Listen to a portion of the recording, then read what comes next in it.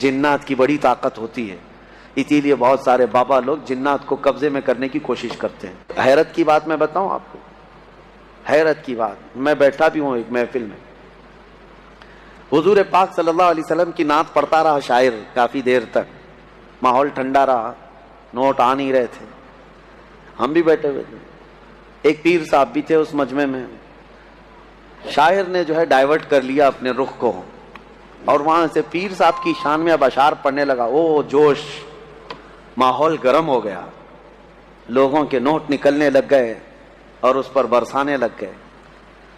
किस तरह का मजमा बनाया गया है मेरे अजीजों, उस हबीबे रब्बुल आलमीन की शान में नात पढ़ने पर सन्नाटा है, जिसकी तारीफ में कुरान रतबुल लिसान है, जिसकी तारीफ में तमाम कायनात की अशिया रतबुल लिसान है, उस नबी रहमत की तारीफ में तुम्हारे कानों में सन्नाटा है। और एक पीर के मुतालिक जैसी ही कह दिया गया, जोश आ गया। ये शख्सियत परस्ती का जो रिवाज शुरू हुआ, इससे बचा जाए, इससे बचा जाए। मैं इसके सख्त मुखालिफ हूं। बात हो तो रसूल रहमत की बात हो, मुस्तफ़ा करीम सल्लल्लाहु अलैहि वसल्लम की बात हो। मैंने कभी ये अपने लिए पसंद नहीं किया कि मेरे शान में या मेरे लिए कोई बड़े अलकाब या बड़े अशार पढ़े जाएं, कभी नहीं। अल्लाह गवाह है इस बात का। हमारी ख्वाहिश सिर्फ इतनी होती है, हमारा अपना नाम किसकी वजह से है? वो रहमत दो आलम सल्लल्लाहु अलैहि वसल्लम की वजह से है। अगर नबी पाक सल्लल्लाहु अलैहि वसल्लम की निस्बत हमारे साथ ना हो तो हम तो एक मुर्दा लाश हैं, हमारी अपनी कोई हैसियत नहीं। शायरों को ये चाहिए, नात खां बनो, नोट खां ना बनो। नात खां, उसकी बड़ी फजीलत है, उसकी कब्र भी हमेशा खुशबुओं से महकती रहती है। जो नात रसूल पढ़ने वाला है, दुनिया से जाता है, उसकी कब्र जो है खुशबू से भर दी जाती है। और जिसने सिर्फ दुनिया की तलब रखी, फिर उसने नातों को एक जरिया बनाया और बेचता रहा। आज बहुत सारे ऐसे मामलात हैं। एक शायर को, यही मैंने काफी साल पहले, 10 साल पहले, 10-12 साल हो गए होंगे, बहुत पैसे दे करके लोग बुलाए थे, मैं भी था जलसे में। नमाज का वक्त हुआ, हम नमाज के लिए खड़े हो गए, लेकिन वो पान खाते हुए बाहर भाग गए, नमाज नहीं पढ़ी। फिर सुबह की भी नमाज नहीं, इशा की भी नमाज नहीं। मुझे बहुत इस चीज से नफरत होती है कि नमाज के लिए जरा बराबर भी सुस्ती न की जाए, काहिली न की जाए, चाहे वो कोई भी हो, माफ नहीं है उसके लिए, पीर हो कोई भी हो। दूसरे दिन वो जलसे वालों से मेरी बात हो रही थी, तो मैंने पूछा ऐसा कैसे है? रात को तो इतना चहक चहक करके नात पढ़ा रहे थे, पढ़ रहे थे, ऐसा कह रहे थे अभी मदीने की गलियों में लेकर चलेंगे, तसव्वुर मदीना फला फला फला, और नबी पाक सल्लल्लाहु अलैहि वसल्लम के हुक्म के मुताबिक ये नमाज से गाफिल है ये बंदा। तो जा करके किसी ने कहा भी कि शायर साहब आप नमाज नहीं पढ़ रहे हैं। वो उस पर इतरा करके वो और घमंड से कहता है, दो में से एक काम करा लो, जलसा करा लो या तो नमाज पढ़ा लो। नाऊज़ु बिल्लाहि मिन ज़ालिक। ये एक बात फैली हुई है, मशहूर भी है। अल्लाह ताला ऐसे ऐसे नाहंजारों से हमारी हिफाजत फरमाए। अपनी महफिलों को पाकीज़ा रखो। नाते पाक यकीनन सुनना चाहिए, इश्क़ रसूल बढ़ता है, लेकिन कोशिश ये करो कि वो नात खां जिसके पढ़ने से नबी पाक सल्लल्लाहु अलैहि वसल्लम का हुस्न याद आ जाए, हुजूर पाक की महफिलें याद आने लगे और तुम्हारे दिल में इश्क बढ़ता चला जाए। और मैं उन नात खानों से कहता हूं, तुम इसकी तलब छोड़ दो, छोड़ दो। माल की तरफ मत देखो, गुंबद खजरा की तरफ देखो। इतना मिलेगा कि तुम्हारी झोली तंग हो जाएगी, झोली तंग हो जाएगी।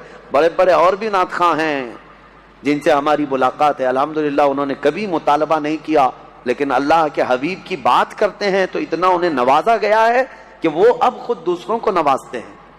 ये भी मेरे सामने मौजूद है। मैं इनसे कहता हूं कि तुम तलब मत रखो, मेरे आका जो देते हैं उनके दरबार से जो मिलता है वो बहुत होता है, बहुत होता है। अल्लाह करीम हमें बेनियाज रखे। अस्सलामु अलैकुम व रहमतुल्लाहि व बरकातुहू। मेरे प्यारे नाज़रीन, क्या जिन्नात भी औरतों के साथ हम बिस्तरी करता है? जिस तरह औरत मर्द पे आशिक हो जाते हैं, उसी तरह जिन्नात भी औरतों पे क्या आशिक हो जाती है? और क्या جو آج کل پیار محبت میں ہوتا ہے، کیا جنات بھی ان کے ساتھ وہی کرتا ہے؟ آپ سب سے پہلے مفتی سلمان اظہری صاحب کے زبان سے بیانات کو سماعت کر لیجئے، اس کے بعد آپ کی غلط فہمی دور ہو جائے گی۔ بس سورہ نمل آخری سورہ جو ہم نے تلاوت کی، چونٹی کے نام سے سورہ ہے، نمل چونٹی کو کہتے ہیں۔ اور ایک واقعہ اس میں ذکر ہوا ہے حضرت سلیمان علیہ السلام کا، کہ اللہ تعالیٰ نے سلیمان علیہ السلام کو ہر جانور، ہر پرندے کی بولی سکھائی تھی۔ وہ اللہ کے نبی سارے پرندوں کی بولیاں جانتے تھے۔ ان کا ایک واقعہ بھی موجود ہے کہ وہ اپنی مجلس جب سجاتے تو سارے پرندوں کو، سارے جانوروں کو حاضر ہونے کا حکم دیتے، سب آ جاتے۔ ایک مرتبہ سب کو حاضر ہونے کا حکم دیا، جنات بھی، انسان بھی، پرند بھی، چرند بھی، جانور بھی، سارے پوری محفل کو دیکھتے ہیں۔ سلیمان علیہ السلام نظر ڈالتے ہیں اور کہتے ہیں اس میں ایک پرندہ غائب ہے جس کا نام ہدہد ہے، کہاں ہے یہ؟ وہ نظر نبی کی نظر ہے، امتی تو سب تھے لیکن جانوروں میں سے ایک پرندہ حاضر نہیں تھا۔ کہتے ہیں کہ مالی لا ارل ہدہد، کہاں ہے؟ میں ہدہد کو نہیں دیکھ پا رہا ہوں، کہاں گیا ہے؟ اگر یہ غائب ہے بغیر بتائے، لأعذبنہ عذابا شدیدا، میں اسے سخت ترین سزا دوں گا۔ اگر وہ میرے بغیر بتائے گیا، کلاس سے غیر حاضر ہو رہا ہے بغیر بتائے، تو سلیمان علیہ السلام نے جیسی کہا، سبوں نے کہا کہ اے اللہ کے نبی وہ غائب ہے، مجلس میں نہیں ہے۔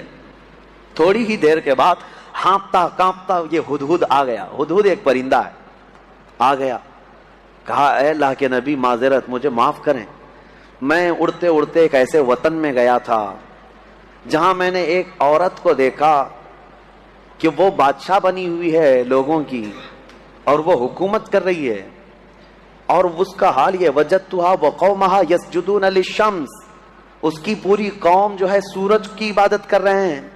پرندہ تعجب کر رہا ہے لوگوں پر، پرندہ تعجب کر رہا ہے سورج کی پوجا کرنے والوں کو میں دیکھ کر کے آیا۔ وہ پرندہ ہمارے ملک میں آتا تو کتنا تعجب کرتا، کیا کیا پوجا کر رہے ہیں۔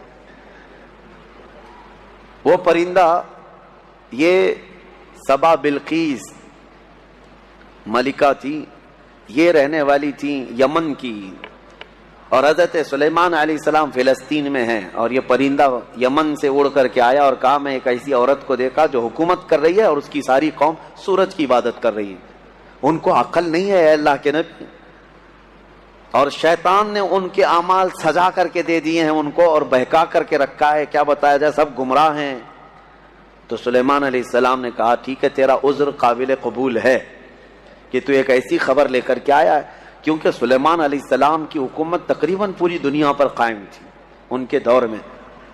تو اب جب ان کی رعایا میں اس طرح کی بات پائی جا رہی ہے، یا کوئی دور دراز کوئی عورت حکومت کر رہی ہے چند لوگوں پر، اور یہ پرندہ خبر لے کر کے آیا، تو حضرت سلیمان علیہ السلام نے کہا ٹھیک ہے جا، میں تیرے ہی ہاتھ اسے پیغام بھیجتا ہوں۔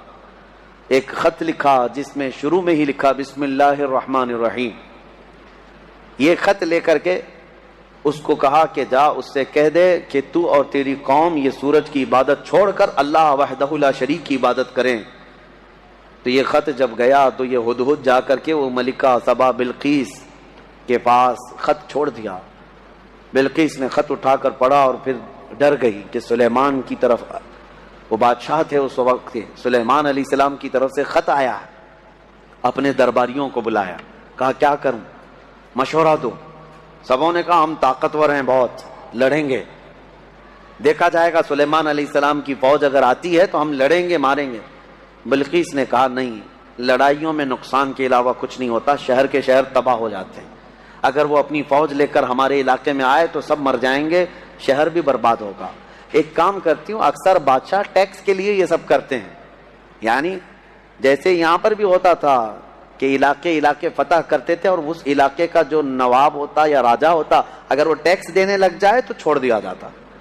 تو بلقیس کہتی ہے کہ دیکھتے ہیں بڑے بڑے ہدیے، تحفے اور مال دے کر سلیمان علیہ السلام کو بھیج دیں گے کہ سال میں ہم لوگ اتنا دیتے رہیں گے، ہمیں چھوڑ دیجیے۔ کہا سب لوگوں نے یہ مشورہ پسند کیا اور پھر بہت سارے تحفے اور ہدایہ لے کر کے لوگ سلیمان علیہ السلام کے پاس آئے اور پیش کیا، یہ ہماری ملکہ بلقیس کی طرف سے ہدیہ ہے، آپ کے لیے قبول فرمائیں۔ سلیمان علیہ السلام نے دیکھا اور کہا اتمدوننی بمال، فما آتانی اللہ خیر مما آتاکم، تم یہ ہلکے مال سے مجھے لبھانے آئے ہو، تمہارے پاس جو ہے اس سے کئی گنا زیادہ بہتر اللہ نے مجھے عطا فرمایا، لے جاؤ اس کو، واپس لے جاؤ، اور ہم آ رہے ہیں ایک ایسی فوج لے کر جس کو نہ تم نے پہلے کبھی سنا تھا اور نہ کبھی قیامت تک سن سکو گے، ایسی فوج لے کر اب ہم آ رہے ہیں۔ سلیمان علیہ الصلوۃ والتسلیم نے کہہ کر کے بھیجا، جاؤ، اگر تمہاری ملکہ سبا بلقیس آ جاتی ہے تو ٹھیک ہے، ورنہ ہم فوج لے کر کے آئیں۔ انہوں نے کہا ہم پیغام لے کر جاتے ہیں، اور جا کر کے کہا لوگوں نے کہ انہوں نے تو مال کا ایک قطرہ بھی نہیں پکڑا، ایک سکہ بھی نہیں لیا، واپس کر دیے۔ بلقیس نے کہا تب تو پھر وہ کچھ اور چاہتے ہیں۔ اس کا ایک تخت تھا جس پر وہ بیٹھتی، اس کے متعلق ہے کہ وہ سونے اور چاندی سے جڑا ہوا، 80 گز لمبا، 40 گز چوڑا، بہت بھاری، جو جواہرات سے جڑا ہوا، اور اس کو جہاں رکھا جاتا تھا 7 دروازے تھے، 7 پہرے دار تھے۔ وہ اپنے محل کے اندر اس تخت کو رکھتی اور اس پر بیٹھتی تھی، بلقیس ملکہ تھی۔ اب وہ اپنی فوج کے ساتھ یمن سے نکلی ہے، کہاں؟ فلسطین آنے کے لیے۔ سلیمان علیہ السلام کو خبر ہوئی تو اپنی مجلس سجاتے ہیں اور اس کے بعد پوچھتے ہیں کوئی ہے میری مجلس میں جو بلقیس کے آنے سے پہلے اس کا تخت یہاں لے کر کے آ جائے؟ قرآن میں ہے قال عفریت من الجن انا آتیک بہ قبل ان تقوم من مقامک، اے اللہ کے نبی میں لے کر کے آ جاؤں گا۔ کون کہہ رہا ہے؟ ایک جن۔ عفریت من الجن کا مطلب ایک سرکش جن تھا، بہت بھاری دیو تھا، بڑا جن۔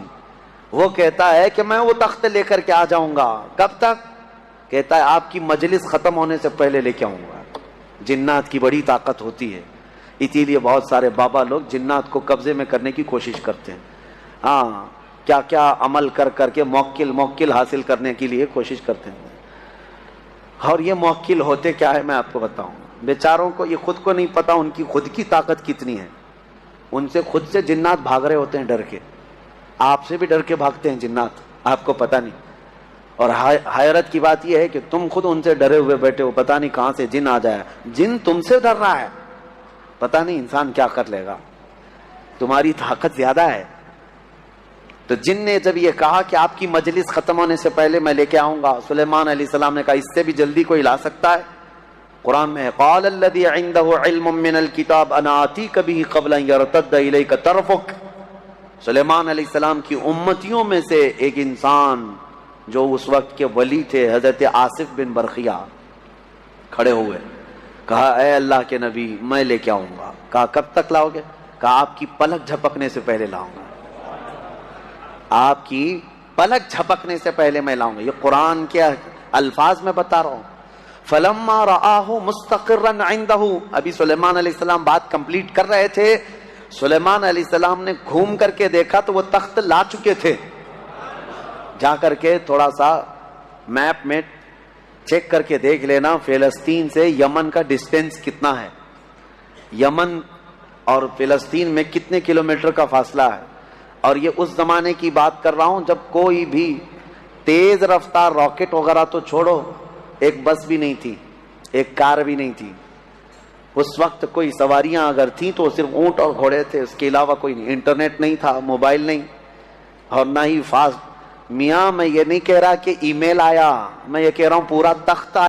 مزید اس طرح کی دلچسپ واقعات اور ایمان افروز قصوں کے لیے ہمارے چینل کو سبسکرائب کرنا نہ بھولیں۔